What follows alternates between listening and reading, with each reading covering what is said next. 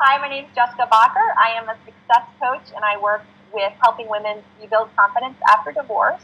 And one reason that I thought this niche was perfect for me is I'm not only a counselor by trade, but I have worked with divorce firsthand, having experienced my own divorce in 2012.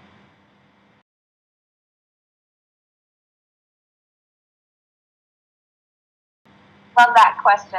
I think divorce doesn't typically happen in a happy marriage, right? So people aren't getting divorced because they're happily married. And the reason that they're struggling in their marriage is because there's lots of issues going on, maybe mental or physical abuse, maybe neglect, maybe just miscommunication, things like that. All of those things obviously are going to contribute to self-confidence and lack of self-confidence. So I believe that pre-divorce, you're going to have some of those feelings, and then those will be built upon as you're going through the divorce, because a divorce can be such a traumatic event.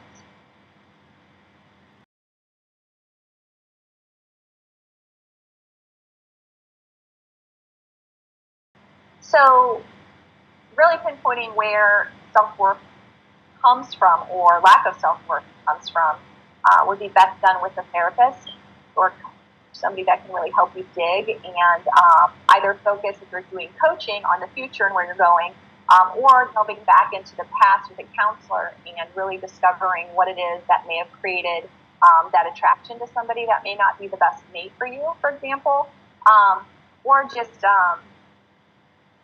digging up old stuff and trying to locate what needs to be different so that you can be successful in the future. A lot of things that happen to you during your childhood, obviously, are going to affect you throughout your adulthood. And if those aren't dealt with, they can have pretty severe consequences as an adult.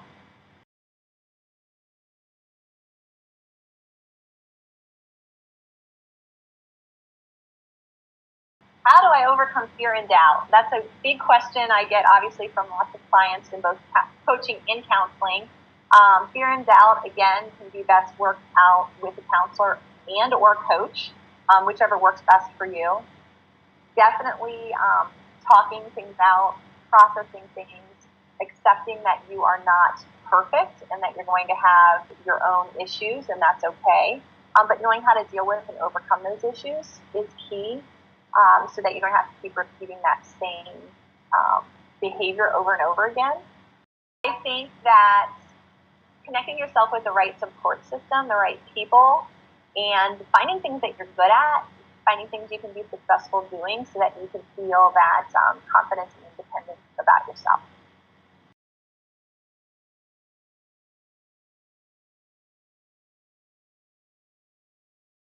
So things that have been transforming for me personally, and then also for some clients that I've worked with, I would say number one is staying physical, finding something that you're super good at or super into, that you have a passion for, something you enjoy doing.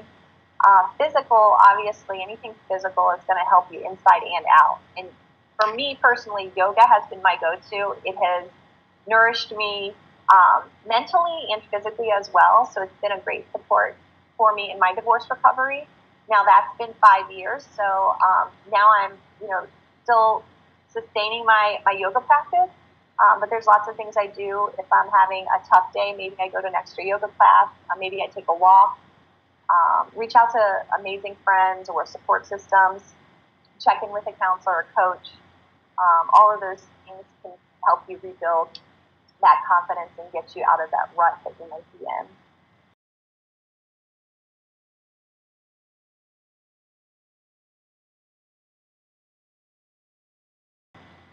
Sure. So I love this question. I'm going to answer it yes and no. They serve a negative purpose as well as a positive purpose. I think a lot of the negative feelings at times you need to have to allow yourself to vent and get things off your chest. Sometimes we just have to have that moment where we scream and cry and yell and act crazy. But we have to have the ability to snap out of that and be able to reset and look at things with a clear mind. So I think temporarily those angry feelings or that frustration can be useful. I think long term it could be pretty detrimental if that's what you hang on.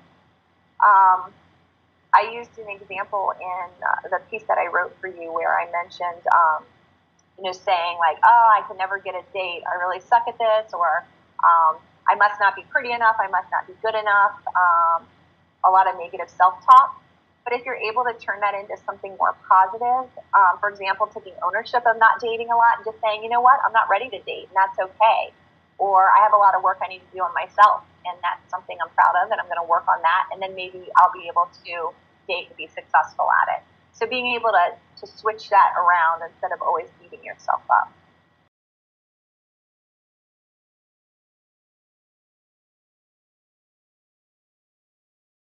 The foundation of becoming a confident person, I would say, starts with a support system that is strong and that's sustaining and has the ability to raise you up when you're having a tough time. A person or a group of people that can be there for you when you need somebody to lean on or need somebody to bounce ideas off of. Also, foundation being that you need to find things that work for you that are a definition to find who you are, rather than defining yourself based on the past. I had a lot of trouble with that, my own divorce recovery, and always kind of connecting myself back to the past. And really, I'm me now, and I get to have control over that. So it was really empowering to think that I can really build my life and my world the way I want it now, and there's nobody there to answer to or to share that with, and at least not a spouse.